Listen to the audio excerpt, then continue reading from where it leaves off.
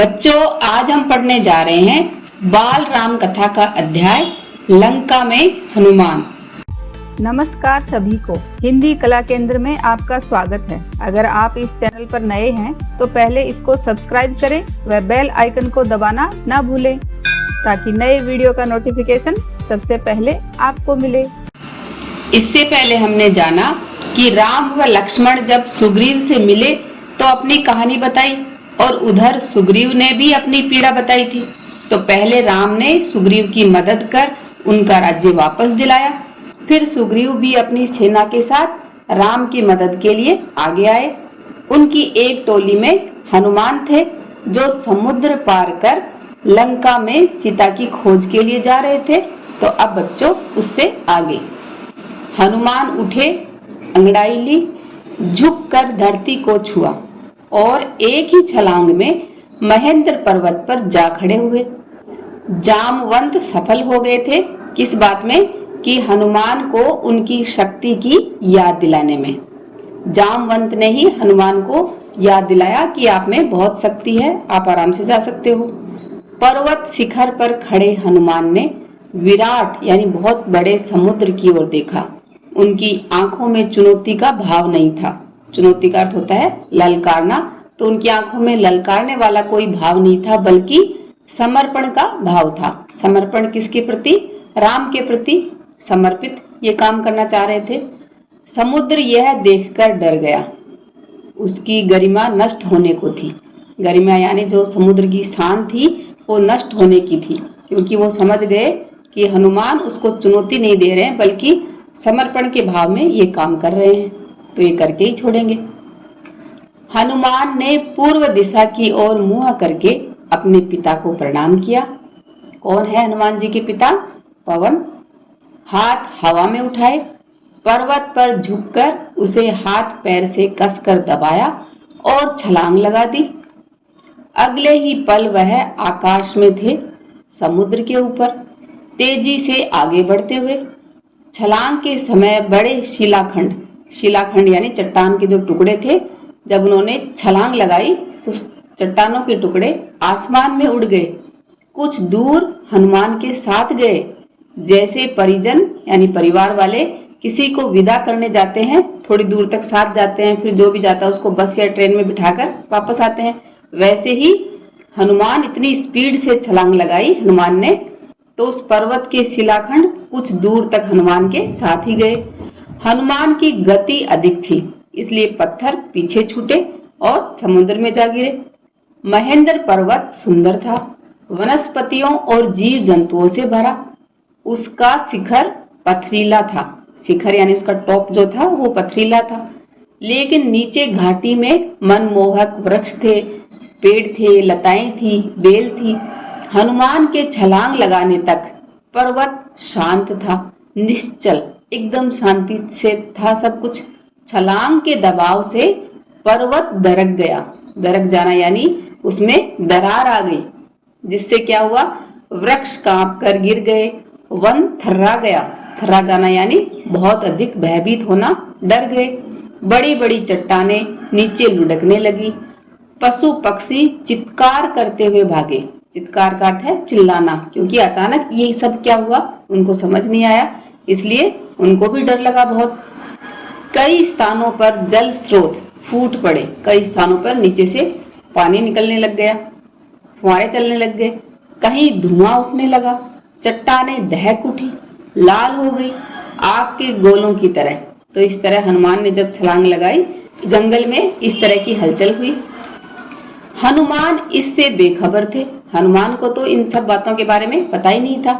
वो तो वायु की गति से आगे बढ़ रहे थे, जैसे हवा चलती है वैसे ही हनुमान आगे बढ़ते जा रहे थे। मार्ग में उन्होंने दिशा बदली लंका जाने के लिए। कहाँ जा रहे थे हनुमान? लंका। उनका शरीर हिला तो बादलों की सी गड़गड़ाहट हुई। वे जहां से निकलते सब कुछ अस्थिर हो जाता, जहां से निकलते वहीं पर थोड़ा डगमगा जाता, हिल जाते। समुद्र में ऊंची लहरें उठने लगती। उनकी परछाई समुद्र में विराट नाव की तरह दिखती। विराट यानी अत्यंत विशाल कोई नाव जा रही हो, ऐसे उनकी परछाई समुद्र में दिखती। और वह भी बिना आवाज चलते हुए, क्योंकि हनुमान तो ऊपर हवा में उड़ रहे थे। समुद्र के अंदर एक पर्वत था। क्या नाम था उसका? मैनाक। सुनहरा चमकता हुआ वह जल राशि को चीर कर ऊपर उठा। मैनाक चाहता था कि हनुमान कुछ पल वहां विश्राम कर ले, थोड़ा आराम कर ले, थक गए होंगे। लेकिन हनुमान नहीं रुके। उन्हें मैनाक की सदिच्छा बाधा लगी। सदिच्छा का अर्थ है हार्दिक इच्छा। तो ये मैनाक की हार्दिक इच्छा थी कि थोड़ी देर विश्राम कर ले, लेकिन ये हनुमान को ये रुकावट लगी। बाधा यानी उनको रुकावट लगी। राम काज में, राम के कार्य में रुकावट लगी, क्योंकि वो ये कार्य जल्दी से जल्दी करना चाह रहे थे। वह मैनाक से टकराते हुए निकल गए।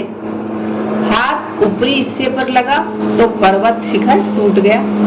वह कुछ और ऊपर उठकर उड़ने लगे। हनुमान के रास्ते में कई बाधाएं आई। बाधाएं यानी कई रुकावटें आई। राक्षसी सुरसा मिली, विराट शरीर, बहुत बड़ा शरीर। वह हनुमान को खा जाना चाहती थी। पवन पुत्र ने उसे चकमा दिया, उसके मुंह में घुसकर निकल आए। आगे एक और राक्षसी टकराई, उनका नाम था सिंहिका, छाया राक्षसी। उसने जल में हनुमान की परछाई यानी हनुमान की छाया को पकड़ ली। वह अचानक आसमान में ठहर गए। क्रुद्ध यानी गुस्से में हनुमान ने सिंहिका को मार डाला और फिर आगे बढ़े। अब गंतव्य दूर नहीं था। इन सारी बाधाओं को पार करते हुए हनुमान आगे चलते जा रहे थे। तो अब उनका गंतव्य यानी जो उनकी मंजिल थी वह ज्यादा दूर नहीं थी। दूर क्षितिज पर लंका दिखाई पड़ने लगी थी। रावण की राजधानी, सोने की लंका, आकाश में उठते हुए कंगूरे, उसकी प्राचीर, लंका जगमगा रही थी। हनुमान समुद्र के किनारे उतर गए। अब वह लंका को और निकट से देख पा रहे थे। तो हनुमान अभी लंका में पहुंच चुके हैं, उसके किनारे पर।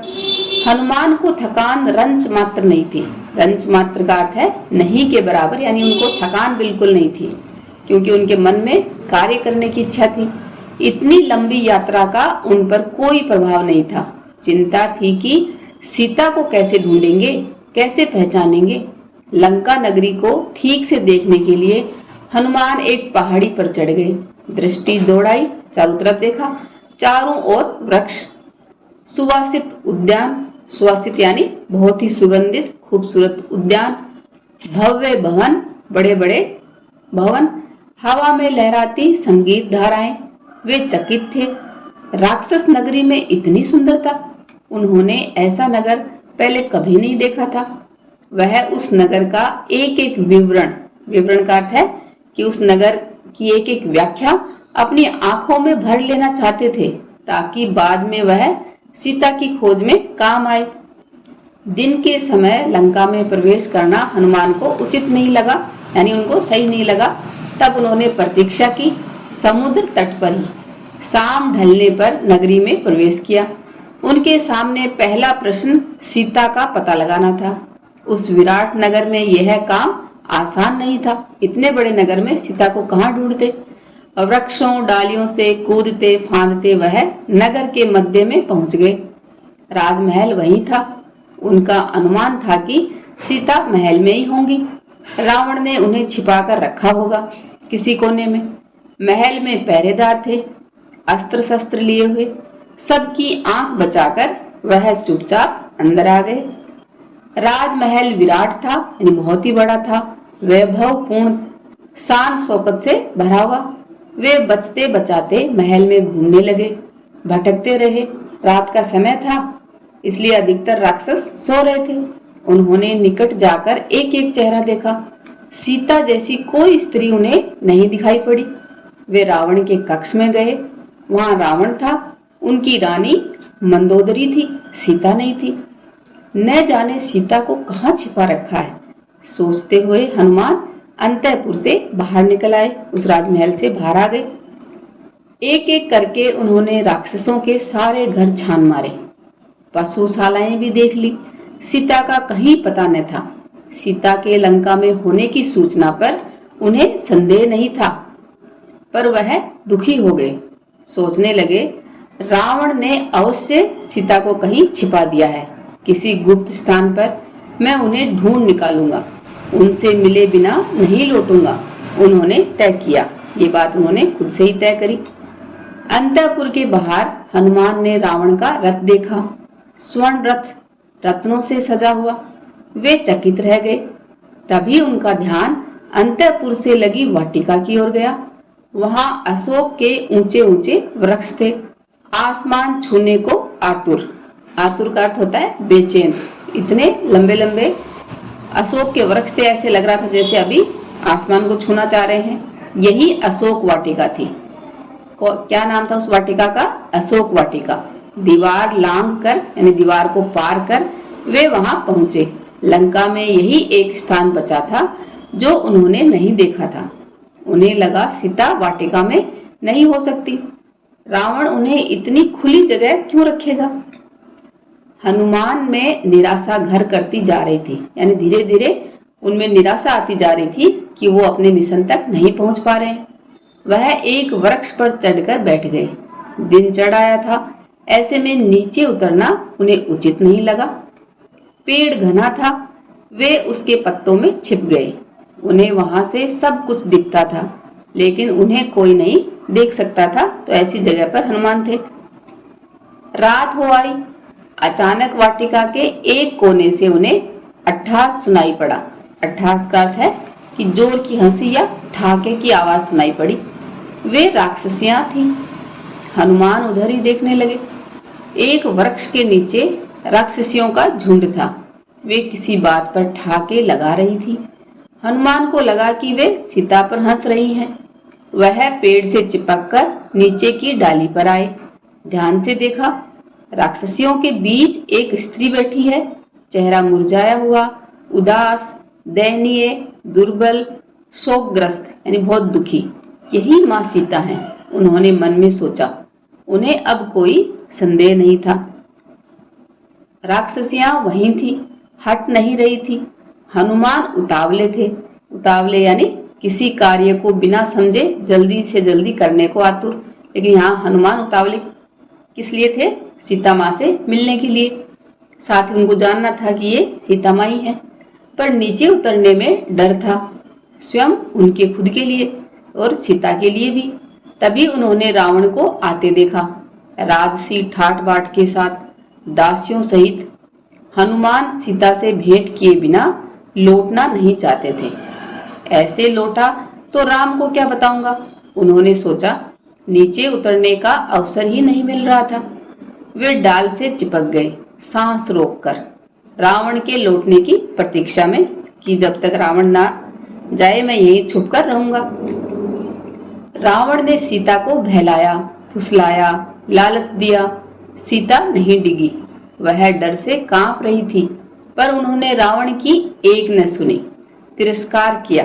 तिरस्कार का अर्थ है कि उनका अपमान या अनादर किया। रावण ने कहा, तुम्हें डरने की आवश्यकता नहीं है सुमुखी, मैं तुम्हें स्पर्श नहीं करूंगा जब तक तुम स्वयं ऐसा नहीं चाहोगी। मैं तुम्हें अपनी रानी बनाना चाहता हूँ।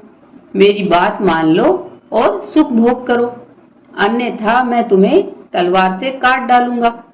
सोच लो, तुम्हारे पास अब केवल 2 महीने बचे हैं। ऐसी बात रावण सीता के सामने कर रहा था। ऐसा कभी नहीं होगा। दुष्ट, राम के सामने तुम्हारा अस्तित्व ही क्या है? अस्तित्व का अर्थ है तुम्हारा वजूद या तुम्हारी हैसियत ही क्या है? मुझे राम के पास पहुंचा दो, वे तुम्हें क्षमा कर देंगे। तुमने ऐसा नहीं किया तो सर्वनाश निश्चित है। सर्वनाश का अर्थ है कि तुम्हारी तबाही फिर निश्चित है। तुमने अपराध किया है, तुम्हें कोई नहीं बचा सकता। मूर्ख राक्षस, तुम्हारा अंत निकट है। ऐसा सीता ने जवाब दिया। रावण क्रोध में पैर पटकता हुआ चला गया। रात गाढ़ी होती जा रही थी। रावण के जाने पर राक्षसियों ने सीता को घेर लिया, उन्हें डराने धमकाने लगी। बोली, तुम मूर्ख हो, रावण का प्रस्ताव अस्वीकार कर रही हो। यह रावण की नगरी है, तुम्हारा राम यहाँ कभी नहीं पहुंच सकता। तुम्हें कोई नहीं बचा सकता। राक्षसियों में एक त्रिजटा थी, सबसे भिन्न। उसने कहा, मैंने एक सपना देखा है। पूरी लंका समुद्र में डूब गई है, सब नष्ट हो गया है। यह सपना अच्छा नहीं है। कहीं यह सीता के दुख से जुड़ा तो नहीं है। सीता की हिचकियां बंध गई, वह विलाप करने लगी, यानी वह रोने लगी। देर रात राक्षसियां एक एक कर चली गई। सीता वाटिका में अकेली थी। यह अच्छा अवसर था। अच्छा अवसर यानी हनुमान के लिए यह अच्छा अवसर था कि वो सीता माँ से मिले, पर हनुमान पेड़ से नहीं उतरे। कहीं सीता मुझे भी राक्षस न समझ ले, मायावी चाल मान ले, उन्होंने सोचा। पेड़ पर बैठे बैठे उन्होंने राम कथा प्रारंभ की, राम का गुणगान। रावण की लंका में राम चर्चा सुनकर सीता चौंकी। उन्होंने ऊपर देखा जिधर से आवाज आ रही थी और फिर पूछा, कौन हो तुम? हनुमान नीचे उतर आए।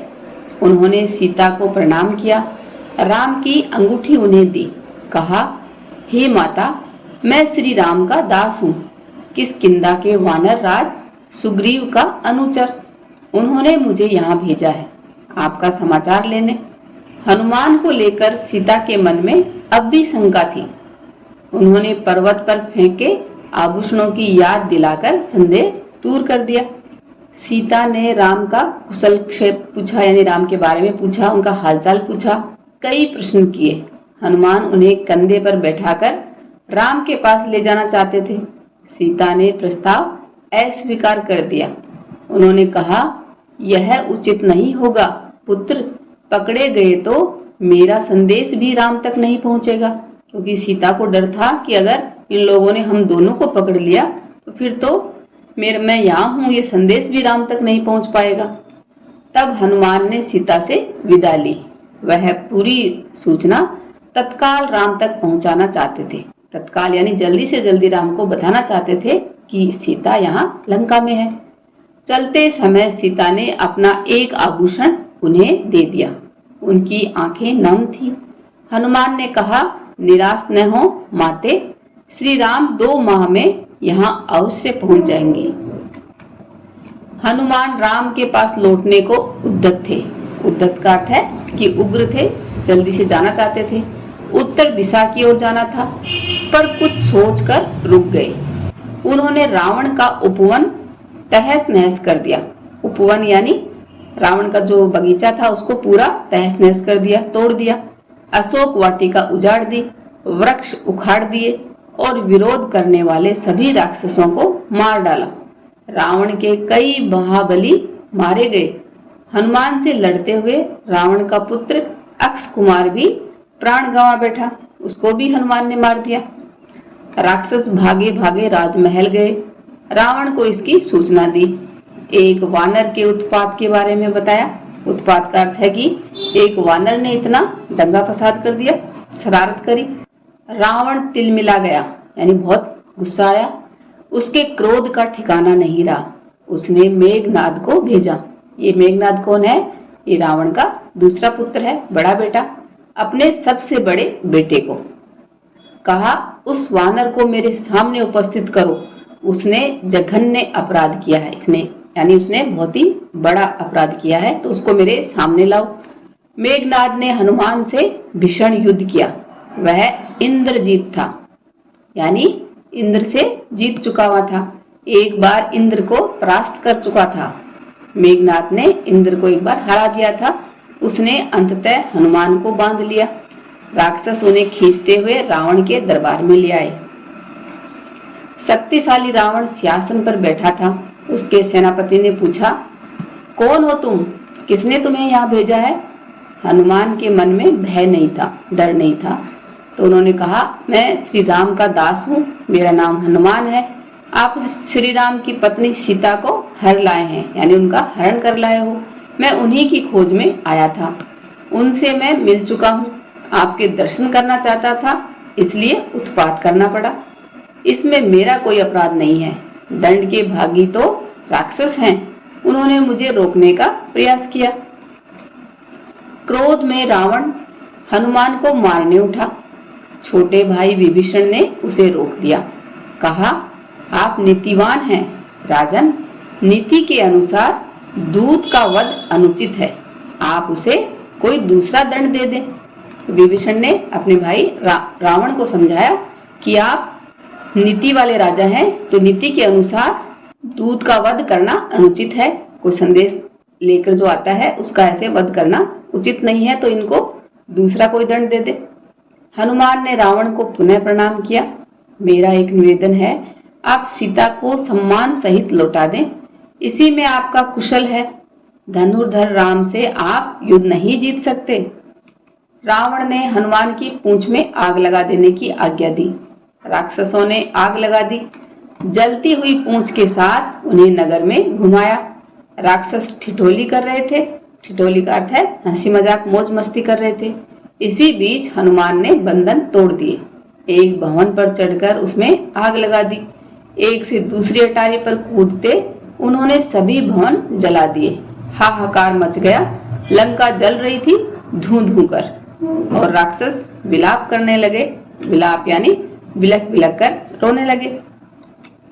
अचानक हनुमान को सीता की चिंता हुई। वे अशोक वाटिका की ओर भागे। डर था कि कहीं आग उन तक न पहुंच गई हो। सीता सकुशल थी, यानी आराम से थी। पेड़ के नीचे बैठी हुई, आग से अप्रभावित, यानी उनके चारों तरफ कोई आग नहीं थी।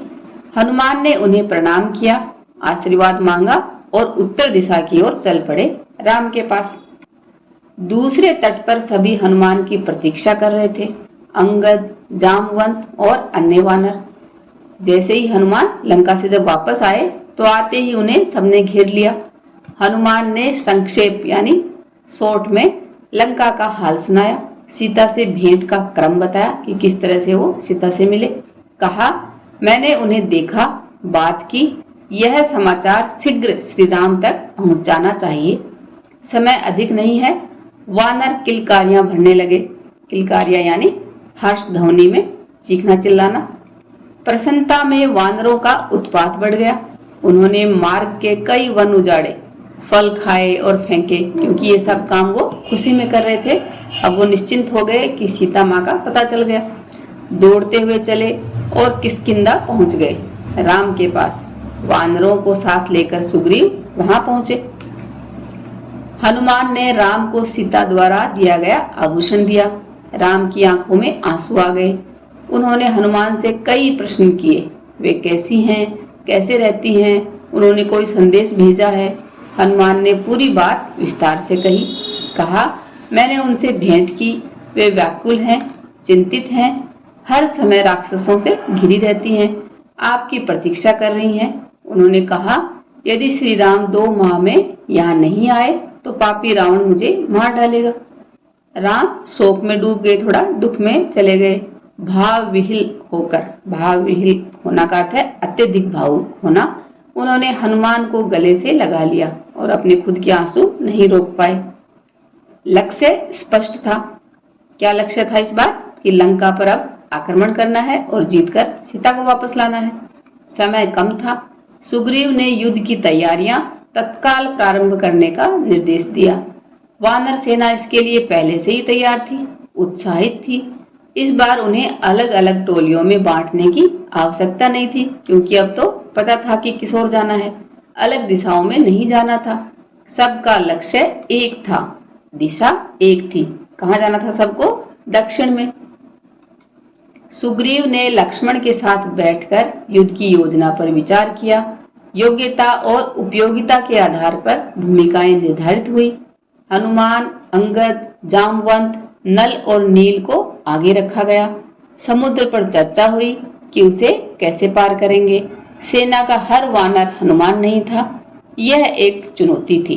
चुनौती यानी एक ललकार, एक चैलेंज था सबके सामने कि किस तरह समुद्र को पार किया जाए, क्योंकि हर वानर तो हनुमान जैसा नहीं था ना। देर रात तक चर्चा का विषय रही। सबने प्लानिंग करी कि किस तरह लंका पर चढ़ाई हो। अब बच्चों, इस पाठ से कुछ सवाल हैं जिनके उत्तर आपको मुझे कमेंट बॉक्स में लिखकर बताना है। जैसे, हनुमान ने कौन से पर्वत के शिखर से छलांग लगाई? हनुमान को रास्ते में कौन सी राक्षसी खाना चाहती थी? मेघनाद कौन था? हनुमान ने लंका में उत्पात क्यों मचाया? विभीषण कौन था? रावण की पत्नी का नाम क्या था? तो इन सब प्रश्नों के उत्तर आप मुझे कमेंट बॉक्स में लिखकर बताना। सुझावों व सुधारों के लिए कमेंट बॉक्स में लिखें। अगर हमारे वीडियो बन ही रहे हैं आपके फेवरेट, तो फिर क्यों ना करें इनको लाइक, सब्सक्राइब और रिकमेंड। हमें और बेहतर बनाने के लिए आप कर सकते हैं कमेंट। धन्यवाद।